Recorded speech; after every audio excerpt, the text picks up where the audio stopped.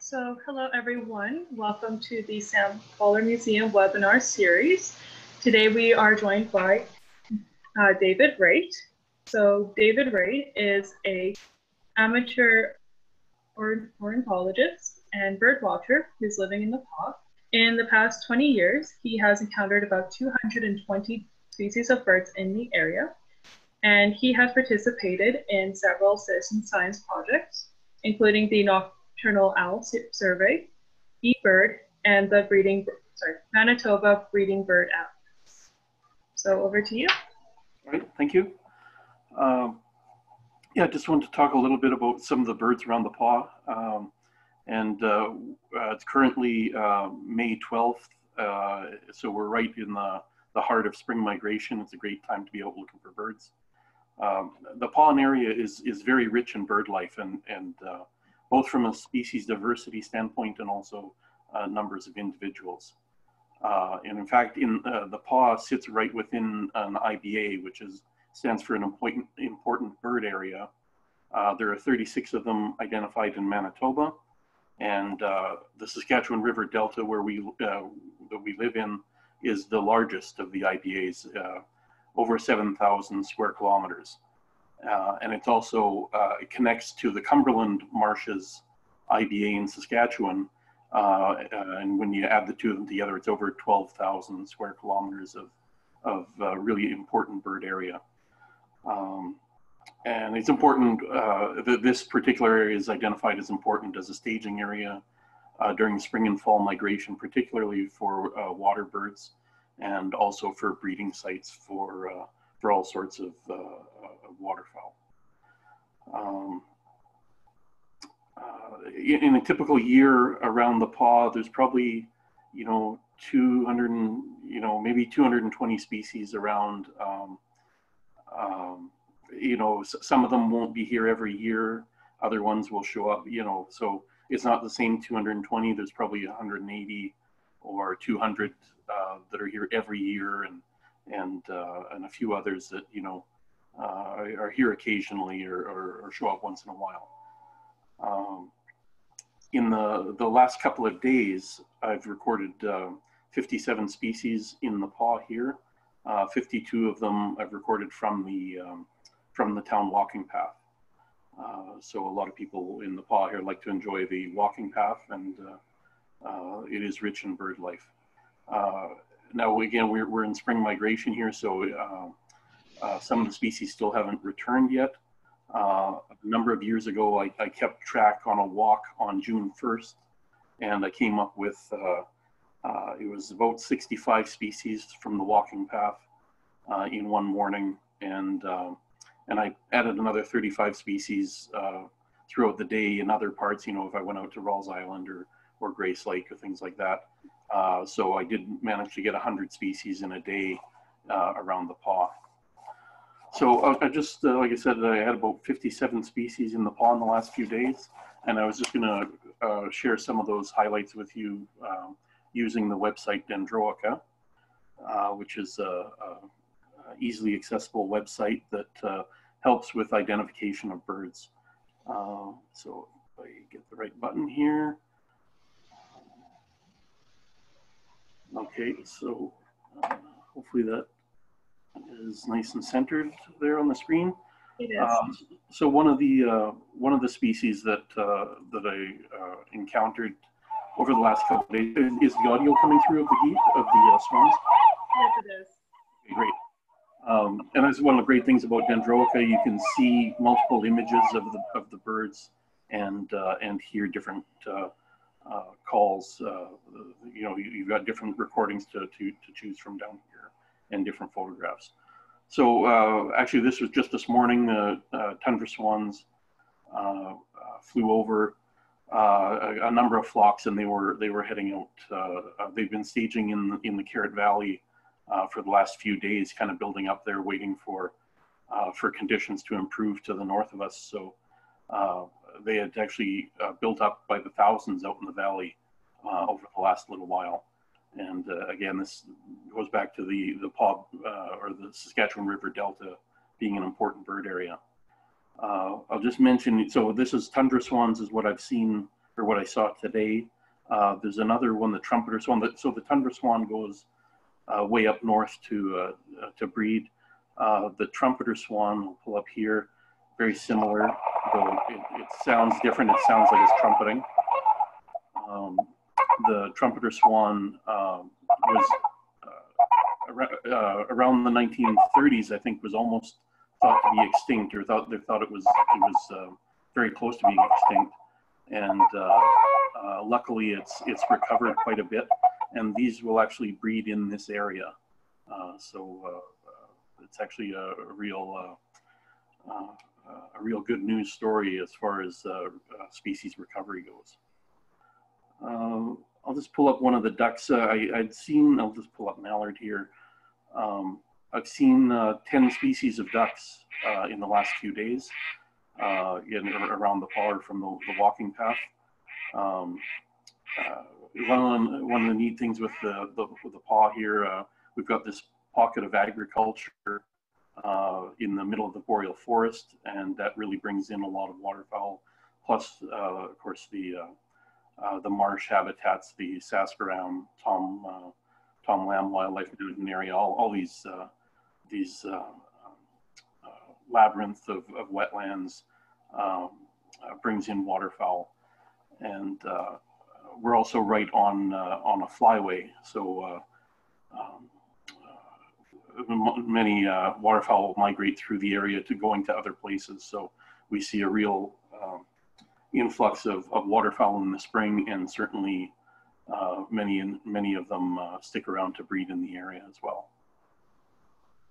Another, let's see here, down a little further down the list here, great blue heron. Had a number of them over the last couple of days. Very common to see in the paw, actually. A lot of people wouldn't know by looking at this big gangly bird, but they nest in trees, and they're a colonial nester. The area they would call a heronry, and there's at least one or two not too far from the paw, and it's very common in the paw throughout the summer just to see these herons flying by any time of the day, going from the nesting site out to the feeding sites or back.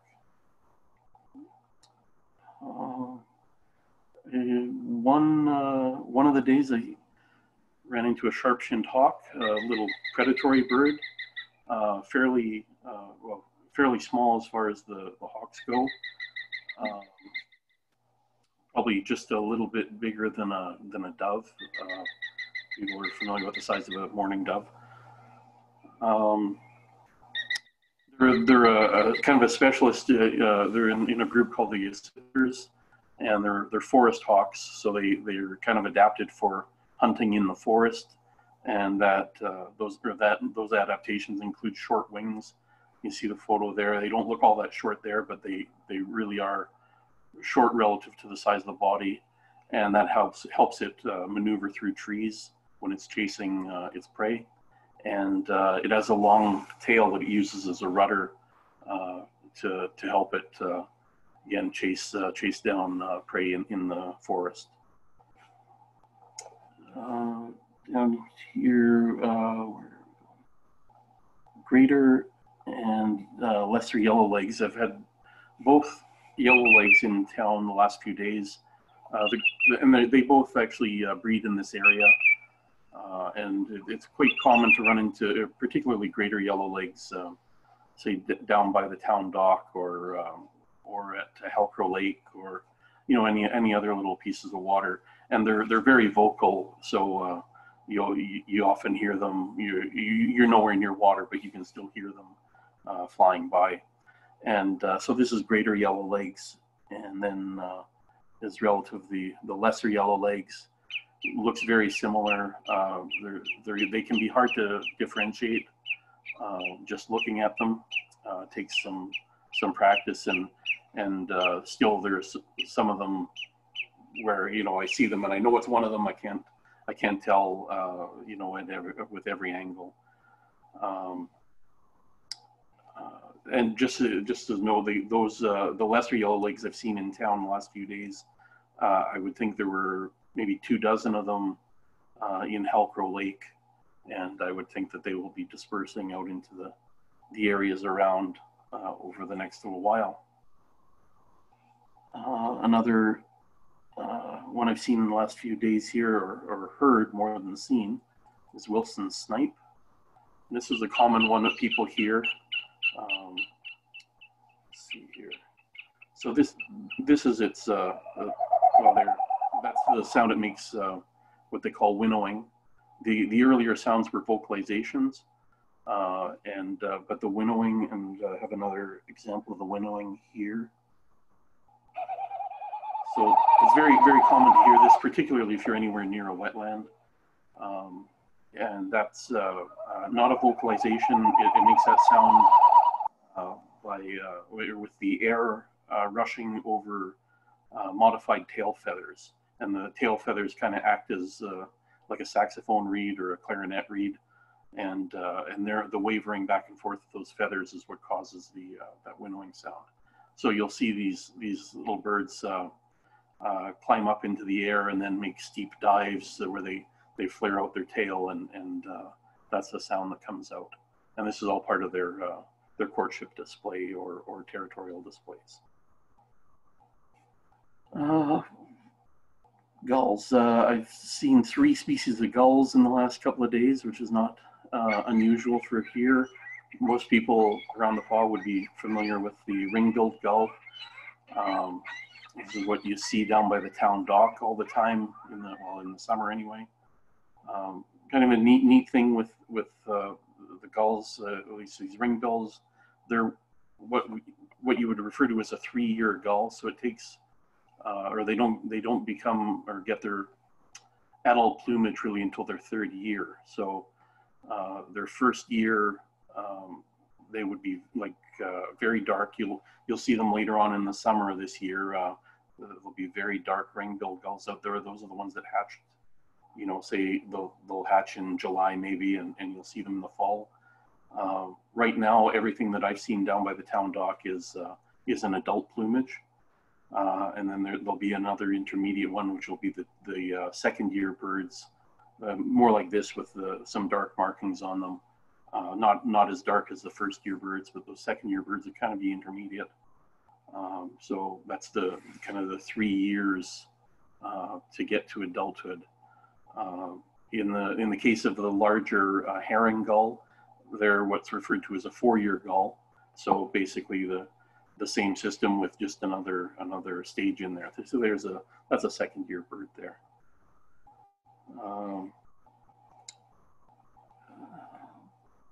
Kingfisher is another one I didn't see when I heard one going by. It'll be after the owls.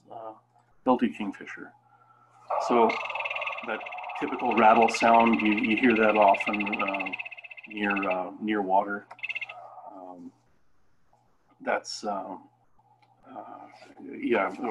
Like I say, it's typical. It's very, very, very common to hear that in the summer and anywhere near water. One of the neat things with them is they actually nest in cavities in sandy banks or sandy type soils. So along a river bank, they will dig into the bank, but they'll also nest quite far away from water.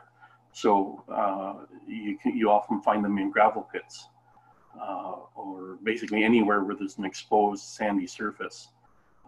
They'll dig into them, and I've had the opportunity a couple of times to see in the spring them excavating a nest. I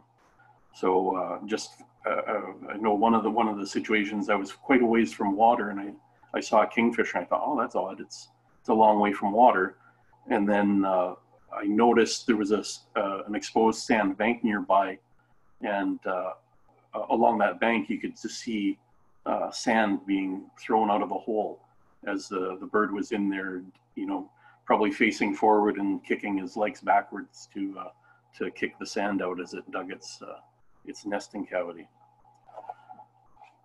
We get a lot of, we have 5 woodpeckers around the Paw that stay year round, and then 2 that migrate here, the yellow-shafted flicker and the northern flicker, or sorry, yellow-bellied sapsucker and the northern flicker, which just spend the summer with us.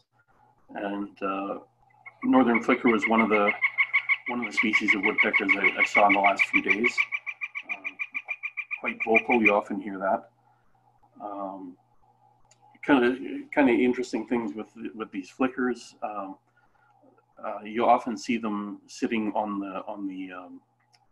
the road, on the gravel shoulder beside the road, or along gravel roads, and I mean, it's very, very common to see them sitting on the ground. And there's a couple of reasons they do that. Sometimes in the really dusty conditions, one of the theories anyway is that they use the dust to absorb the oils that are excreted by the glands. They have oil secreted by the glands that they use to preen their feathers, and they can also develop oil, an excess of oil in that what they call dusting, where they'll sit down in the gravel and even fluff their feathers in the gravel and scrape into the dirt. Is a way of absorbing that excess oil. Another common reason you'll see them on the ground is a behavior they call anting, which is typically thought of as getting into the ground, often near an ant hill, and well, they'll certainly eat some of the ants, but some people believe that they will wait for the ants to crawl over them and get onto their body, and then they'll fly back to the nest cavity. And when they go into the nest cavity, then the babies that are still in the nest can practice feeding on these ants. So they're basically just carrying back live fast food for them. Another one in the last couple of days, eastern phoebe.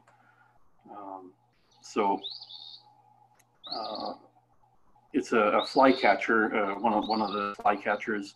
It's always the first flycatcher to return to this area, even sometimes when you don't even think there's enough flying insects out for them to manage. They're quite tolerant of people, and they're as an aerial insectivore, they're in a group that is actually suffering declines, probably throughout the whole group, called or thought of as an aerial insectivores. So I'm not sure about the specific situation for eastern phoebe, but certainly aerial insectivores in general are declining. One of the neat things about them, I'll play another set of the calls here. They basically have two calls. It's fee and then either a stuttered ending or a buzzy ending. But they're in a group of birds known as the subocines. And the neat thing with them is that their call or their song is, they don't have to learn it. The song is basically on the DNA. When they come out of the egg, they're not singing yet, but they know the song. And they will sing the song just like any other eastern phoebe. If you find an eastern phoebe, 2,000 kilometers away, it'll sing just like the phoebe in your backyard. They know that song is their song. In fact, if you took one out of the egg and raised it, and it never heard another eastern phoebe, it would still sing the same song. As opposed to so many other species where they learn the song either from adults that they hear right after they've hatched, or on the wintering ground. They do pick up the sounds that they use from other species, or sorry, not other species, from other individuals of their species. Another one I picked up in the last couple of days, and certainly a common species. Here we are, black-capped chickadee. So most people are familiar with these little cute fluff balls.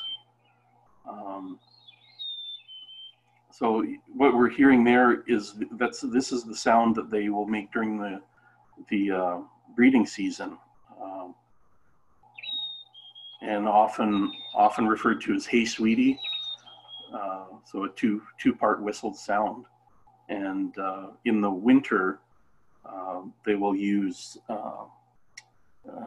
a different sound. And this is how they get their name. It's often referred to as Chickadee dee dee. And that's typical of what you would hear around here in the winter. Obviously, this is a species that spends the winter with us. And coming into the spring again, so coming into the spring, I'll start hearing this every once in a while. And I know that the days are getting longer, and they're starting to think about setting up nesting habitat or nesting territories. And then, sorry, another thing with the black-capped chickadees, we had the northern flicker a little before there, the woodpecker types. Most people understand the woodpeckers create holes in trees to nest in. They're what we call primary cavity nesters, primary being that they make the cavity themselves.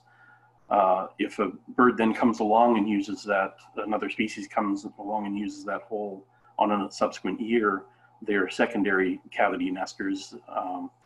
But most people wouldn't look at the chickadee as something that would make a hole in a tree, but they do. They are primary cavity nesters. They'll typically go to rotten or punky trees, so dead standing trees that are starting to break down. And once they can get in through the bark, usually in a scar from a broken off branch or something like that, they're able to pick out little bits of the punky wood, and you'll see the both of them will work together for a couple of days, not all day long or anything. They'll work for a few hours in the morning, usually into the early afternoon, but they'll go and grab a mouthful of the stuff, and they won't just drop it outside, because that would leave a pile at the base of the tree that predators might be able to find. So they'll grab a mouthful of this little punky wood, and then they'll fly away somewhere and drop it off, and then they'll come back. And if you see when they're doing it, you can just stand by the tree and watch the chickadees, the male and the female, taking turns going in and creating the nest, or creating the cavity. This was for me one of the highlights of the last few days. It always is the winter wren, and to me it's a highlight because of the call. It's such an intricate call. This is played here, and it usually, I won't say anything, but it usually runs about 7 seconds.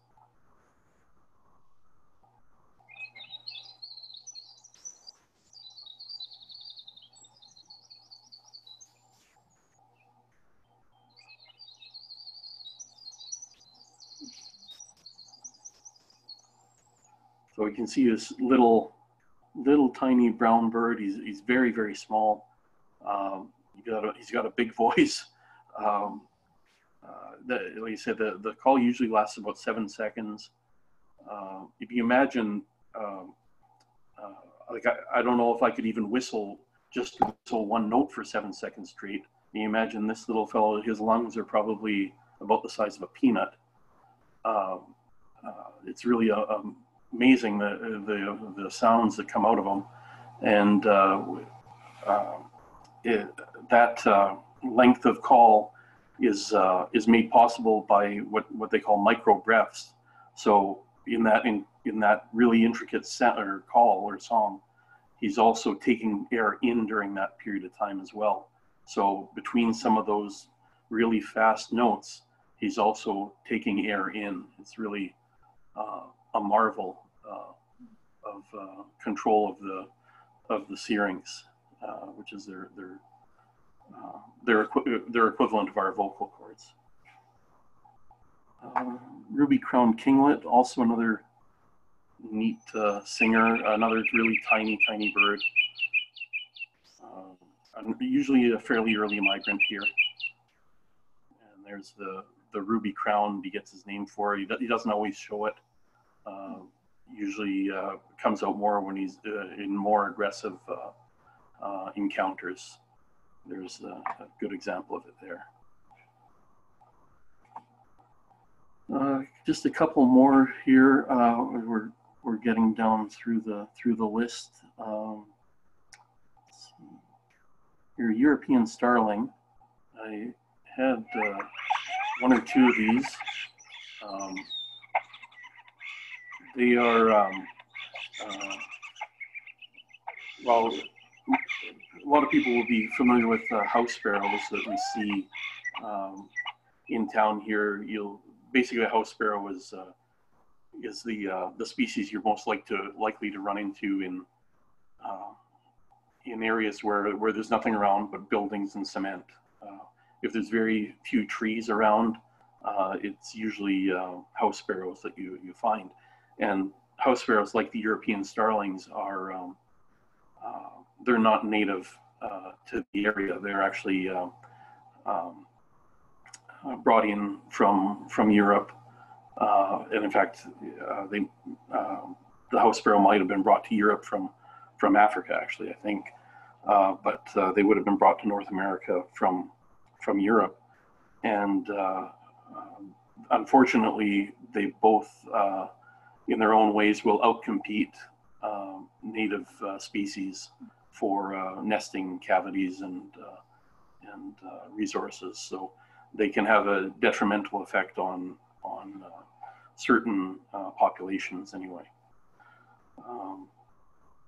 Kind of neat thing with both of them, they when I say they were brought from Europe, there was an organization in the 1800s that felt that the way to civilize the New World was to introduce all the species that were mentioned in Shakespeare's works, or all the bird species that were mentioned in Shakespeare's works. So that's often cited as the reason that these species were introduced in North America. White-throated sparrow is another one I ran into in the last couple of days. Most people will be familiar with the sound they make, whether they know what it is or not. Very, very common to hear.